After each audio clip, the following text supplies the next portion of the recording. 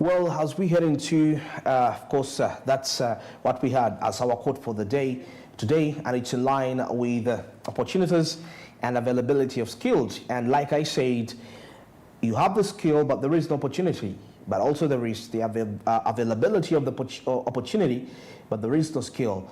So what is the right approach in the first place? I would think it's very important that you actually develop a skill. The opportunity may not really exist at the moment, but it's just a matter of time when this will actually be, that opportunity will actually be presented to you, and you actually never know what might come out of that opportunity. So that is very key.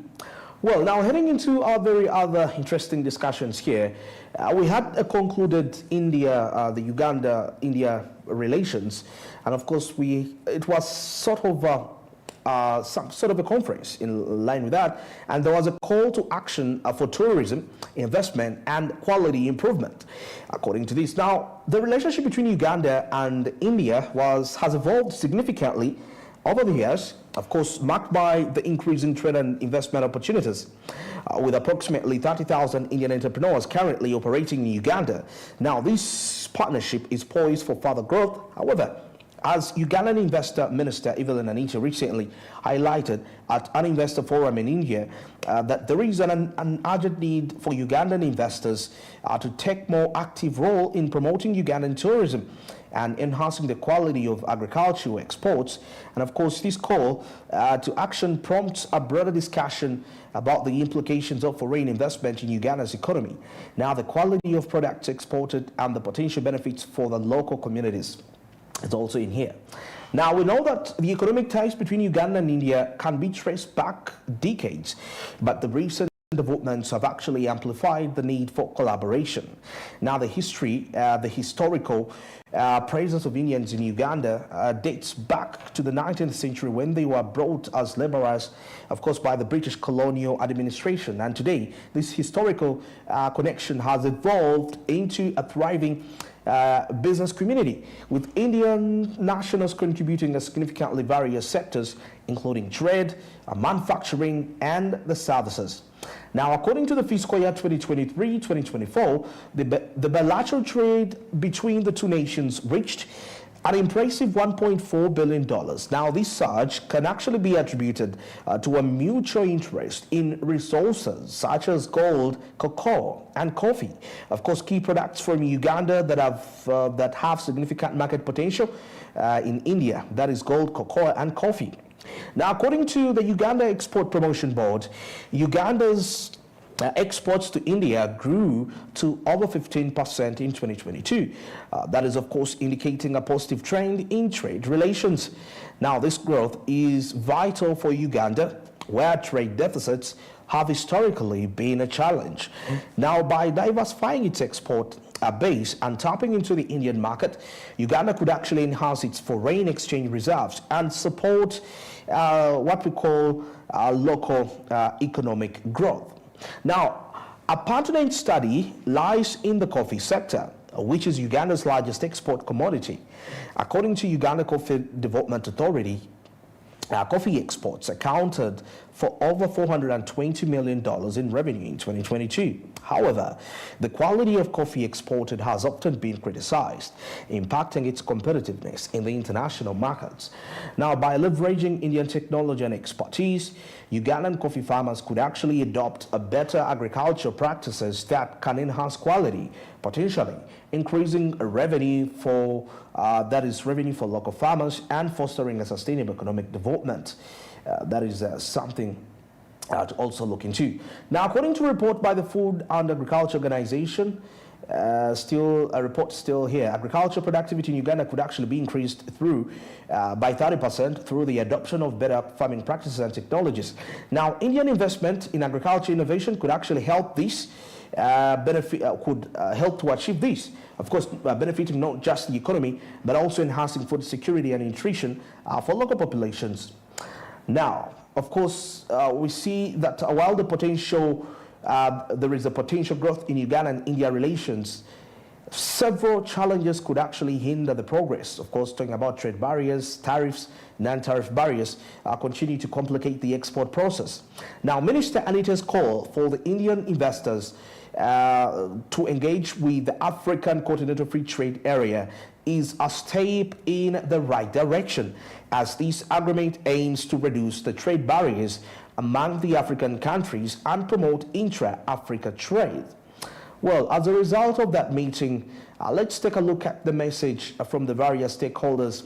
And of course, the Minister of Trade was there. He had something to say in line with this. That is David Bahati. Let's see what really transpired there.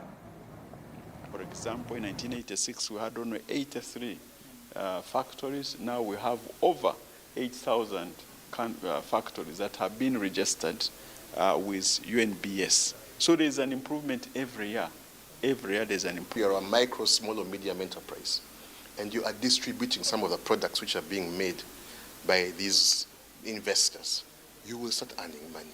You can start employing more people. For example, if you're doing logistics, your trucks or your vans can be transporting the output from the factories that these people are investing. That we will not charge you for the land in our parks. Now, this time it's not the industrial parks, this is our national game parks, where you'll be able to see, coexist with the lions, coexist with the chimpanzees, coexist with the giraffe, coexist with the zebras, and it's amazing. Our tourism figures are looking very good, but because if you come, it is going to look better. So I want to encourage you to come and invest in the tourism sector. The partnership has made Uganda a key destination for Indian investment. In 23-24, the bilateral trade between India and Uganda surged to a record high of 1.4 billion, making a significant milestone in the burgeoning economic partnership between the two nations. This impressive growth in trade underscores the deepening economic ties, mutual cooperation, and increasing investment flows between India and Uganda. Well, that is what really transpired from that line. Now, heading straight into other amazing discussions here, let's take a look at now the World Investor Week.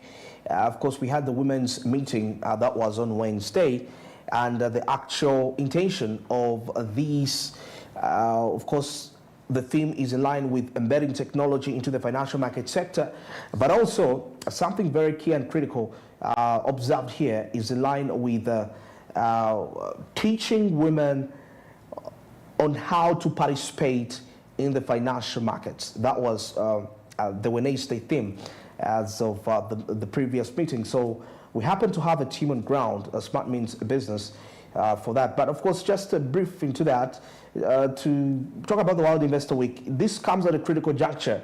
That is for Uganda, a nation grappling with both that is vast opportunities and persistent challenges in its economic development. Now, the global campaign is led by the International Organization of Securities Commissions, is definitely designed to promote investor education and protection. And while its significance is global, and the impact on Uganda's nascent financial markets could actually be profound. Now, of course, the question is what makes this year's event especially relevant for Uganda? It's because it's evolving. If you take a look at Uganda's evolving investment landscape, heightened by what we call technological advancements, foreign direct investment trends, Uganda's ambitious vision, that is of 2040 goals, all that. However, for all the excitement, the promise, it's important to ask the questions which are very essential here. Uganda's financial systems really are prepared to support the broad base of educated investors? And of course, how do the Ugandan community, still particularly the marginalized ones, stand to gain or lose amid these financial developments? Now, here we are delving into this particular discussion. Now, while Uganda has actually made commendable progress in building a capital market, it still remains underdeveloped compared to its East African neighbors. Now, according to the Capital Markets Authority of Uganda, the stock market capitalization as of 2023 stood at $4.5 billion. Now, a far cry from Kenya's market, which boasted Uganda's broad economic challenge, that is a low level local participation in the formal financial market. Now, the harsh reality is that most Ugandans still prefer informal savings mechanisms like savings and credit cooperative organizations, or what we call investment in tangible assets like land and livestock. A 2022 Financial Sector Deepening report, Financial Sector Deepening Uganda report revealed that approximately 45% of Ugandans remain unbanked, a significant barrier when it comes to integrating them into the capital market. Now, the World Investor Week 2024 can help bridge this gap, but the question is whether Uganda has the institutional strength to manage a surge of the new investors. Now, if this participation isn't properly managed, we could be setting up Ugandans for what we call a financial risk other than the empowerment. Now, that's why we have this organized by the Capital Markets Authority in Uganda, such that people have the right knowledge in regards to financial markets.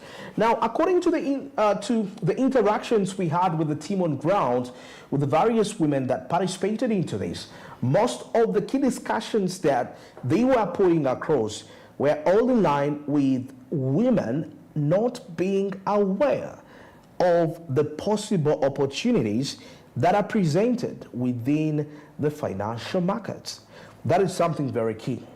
But of course, we had a couple of meetings with various ladies as we tried to find out what was the experience at the women's breakfast meeting, which was at Portier Hotel. That was on Wednesday. Let's take a look at what transpired. I appreciate this space that has been created, especially for the women. Why? Because it's creating awareness. For many other people, women are big on investment and saving, and many times while the savings are being made, information on where to invest, how to diversify is not available. So getting into a space like this and hearing what other people are doing, appreciating what is available in the market and the pitfalls to avoid is very important and has been very helpful for us that are in the space of investing and saving.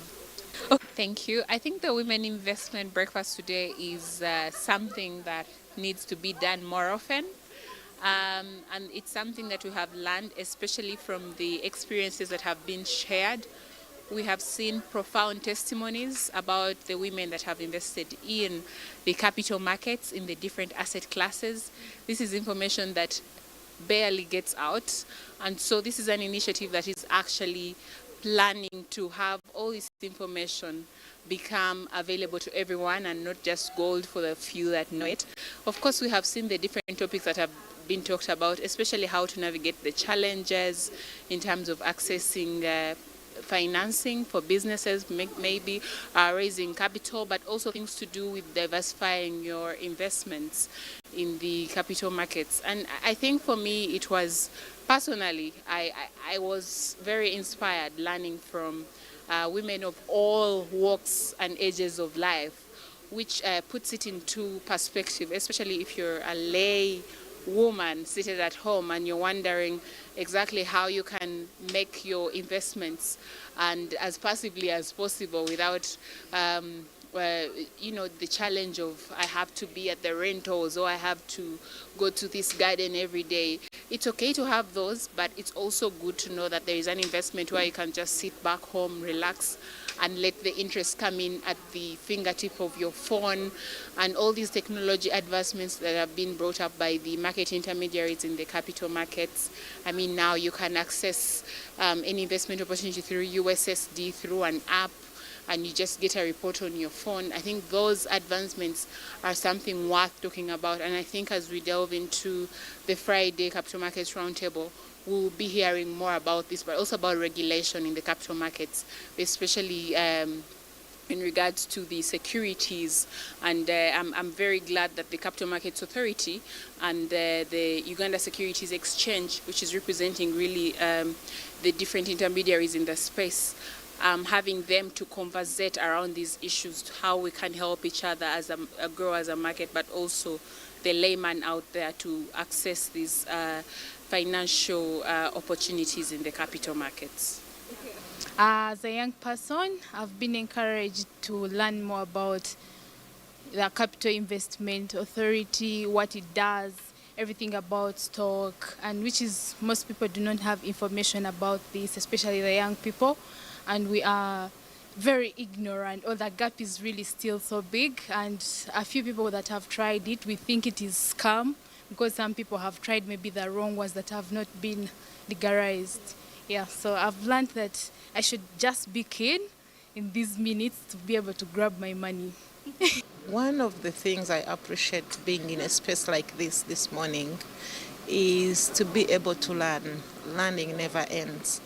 And many times we are not aware of the opportunities, the vast opportunities that we have as ladies. And when we come to this space this morning, I have been challenged to think big, to think long term, to look out for the different products on the market, the different investment options, which are actually enormous on the market. And sometimes we miss out on these things because either we are not caring, we are closed to ourselves. You don't want to benchmark and see what other people are doing.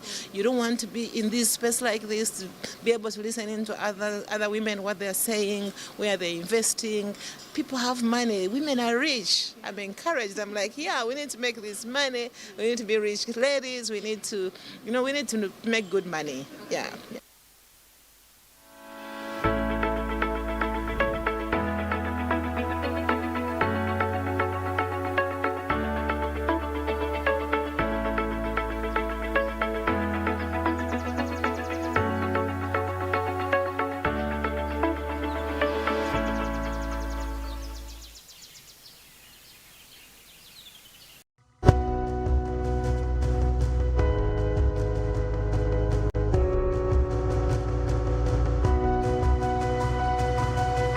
Smart 24